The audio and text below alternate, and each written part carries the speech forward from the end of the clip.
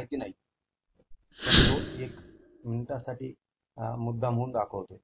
हा नंदी महादेवाच्या समोर नंदी आहे. महादेवाच्या समोर नंदी आहे. महादेवाच्या समोर नंदी आहे आणि या नंदीच्या पाठीमागच्या बाजूनं बसून अशील चाळे सुरू येतात. अशील चाळे हे सुरू येतात. अशील चाळे सुरू येतात आणि हे महाराष्ट्रात आणि भारत देशात आम्ही कधी बघितलेलं नाही. अहिल्या मातेने आम्हाला पूजा करायची शिकवली, महादेवाचे मंदिर उभा केले आणि जर हा कोणत्याही धर्माचा असो, धर्माचा म्हणतो, आम्हाला काय देणं घेणं नाही, कोणाचा असो, याच्यावर कठोर कठोर कारवाई व्हायला पाहिजे. हे कुठला व्हिडिओ आहे हा शोधून काढला पाहिजे.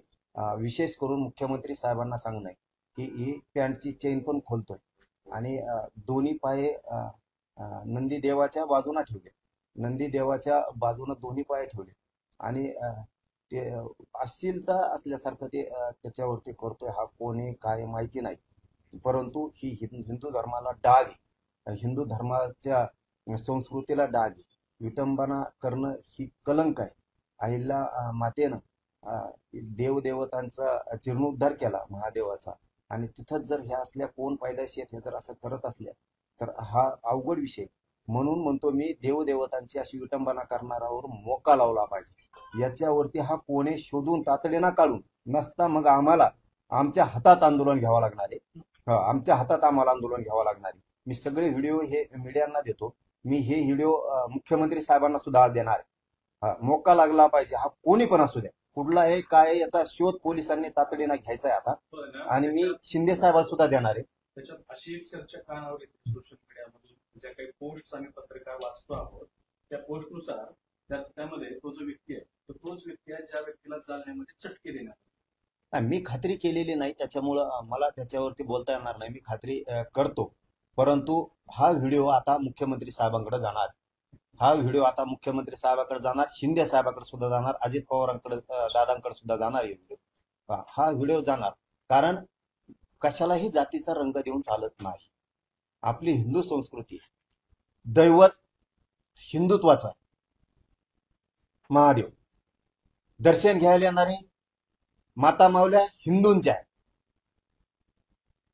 आणि तिथं जर अशी इतकी अश्लीलपणाची विटंबना होणार असती तर याला जिथं असन तिथं पोलिसांनी शोधून काढला पाहिजे. जिथं असन तिथं, याला जिथं असन तिथं शोधून काढायचं आणि याला जेलात टाकायचं. कारण हे आता व्हिडिओ कोणातरी मार्फत महान नेते, खूप महान आणि ज्येष्ठ नेते भुजबळ साहेबांकडे सुद्धा हे पोहोच करायचे व्हिडिओ. त्यावेळी आज जरांगे नावाच्या माणसानं त्या कैलास बोराडेवरती दारू पिल्याचे आरोप केले. तो महादेवाच्या नंदीला वेगळ्या पद्धतीनं अश्लील चाळे करतोय असे आरोप केलेले आहेत. आता माझा प्रश्न या महाराष्ट्रातल्या मीडिया समोर, महाराष्ट्रातल्या सगळ्या जनतेला आहे की फुल पॅन्टवर असणं आणि महाशिवरात्रीच्या दिवशी महादेवाची आराधना, एक अशिक्षित मजूर, एक गावातला भोळसर असणारा मजूर, ज्याला त्या कैलास बोराडेला महाकाल म्हटलं जातं, हे मंदिर आहे त्या अनवा गावातलं शेतामध्ये मंदिर आहे, त्याच्या घरापासून जवळ आहे आणि हा महादेव भक्त आहे आणि हा पॅन्ट वरती जाऊन त्या महादेवाची भक्ती करतोय. ती भक्ती कोणत्या प्रकारची हे मला सांगता येणार नाही, पण मी ती वस्तुस्थिती जाणून घेतलेली आहे. तर आज जरांगेंनी त्याच्यावरती आरोप केलेत की मी कट्टर हिंदूवादी आहे आणि मी अश्लील चाळे करणाऱ्या, दारू पिणाऱ्या माणसाला शिक्षा दिली गेली पाहिजे. तिथं विटंबना झालेली आहे आणि तो अर्धनग्न अवस्थेत तिथं गेलेला आहे. माझी मीडियाला आणि महाराष्ट्रातल्या सगळ्या लोकांना विनंती आहे की तो कैलास बोराडे नावाचा माणूस तिथं गेला होता, हे सत्य असलं तरी त्या माणसानं कुठलाही अश्लील हावभाव केलेला नाही, कुठल्याही महिलांना शिवीगाळ केलेली नाही, कुठल्याही प्रकारचं समाज विघातक कृत्य केलेलं नाही.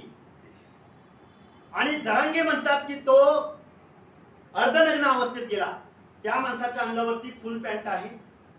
आता मग जर हा अर्धनग्न अवस्थेत असं जरांगेंना वाटत असेल तर मग खूप विनयानं मी या महाराष्ट्रातल्या व्यवस्थेला विचारतोय की मंदिरामध्ये आपले पुजारी, आपले भक्त त्याची आराधना करताना फुल कपड्यामध्ये असतात का? मी कुठल्या संस्कृती धर्माविरुद्ध मी धर्म मानणारा माणूस आहे. मग जरांगे जर म्हणत असतील पॅन्टवर तो गेला, अश्लील हावभाव केले, तर मग कुंभमेळ्यामधले आपले सर्व साधू मंडळी, आपल्या धर्माचे भक्त मंडळी कुंभमेळ्यामध्ये जातात, ते जरांगेला दिसले का आणि मग त्याच्यावरती आरोप करायचे का? मला वाटतं जरांगेच्या मानसिकतेवरती परिणाम झालेला आहे. जरांगे हा मनोरुग्ण आहे. मीडियाला माझे हात जोडून विनंती आहे, तुम्ही एक 8 दिवस त्याला विश्रांती द्यावी म्हणून जरांगेंना. त्यांना मानसिक उपचार घेण्याची इस्पितळात आवश्यकता आहे. तुम्ही त्यांना त्रास देऊ नका. सकाळी दुपारी संध्याकाळी तुम्ही काय मीडिया ट्रायल लावलंय?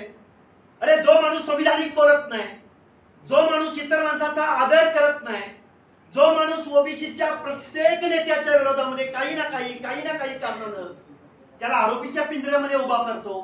कधी त्याच्या अजेंड्यावर छगनरावजी भुजबळ असतात, कधी त्याच्या अजेंड्यावर गोपीचंद पडळकर असतात, कधी त्याच्या अजेंड्यावर पंकजाताई मुंडे असतात, कधी त्याच्या अजेंड्यावर धनंजय मुंडे असतात आणि कधी त्याच्या अजेंड्यावर ओबीसी आरक्षणाची बाजू मांडणारा, आता मी माझं वैयक्तिक वगैरे बोलतोय असं तुम्हाला वाटेल, लक्ष्मण हाकेवरती 5 वेळा फिजिकली अटॅक करणारा हाच मनोज जरांगे आणि त्याचे चेले चपाटे कार्यकर्ते आणि त्याला सोशल मीडियामध्ये सपोर्ट करणारी रोहित पवार नावाच्या आमदाराची आयटी सेल, ज्यांचे फेक अकाउंट आहेत, या महाराष्ट्रामधलं जे सामाजिक स्वास्थ्य बिघडवण्याचं काम करतायत, आरोप प्रत्यारोप करतायत, याच्यावरती कारवाई झाली पाहिजे. आणि मनोज जरांगेला सपोर्ट करणारी माणसं आणि महाराष्ट्रातलं सामाजिक स्वास्थ्य बिघडवणारी माणसं याचं इन्व्हेस्टिगेशन महाराष्ट्राच्या मुख्यमंत्र्यांनी गृह विभागानं केलं पाहिजे. Subscribe now and press the bell icon. Never miss an update.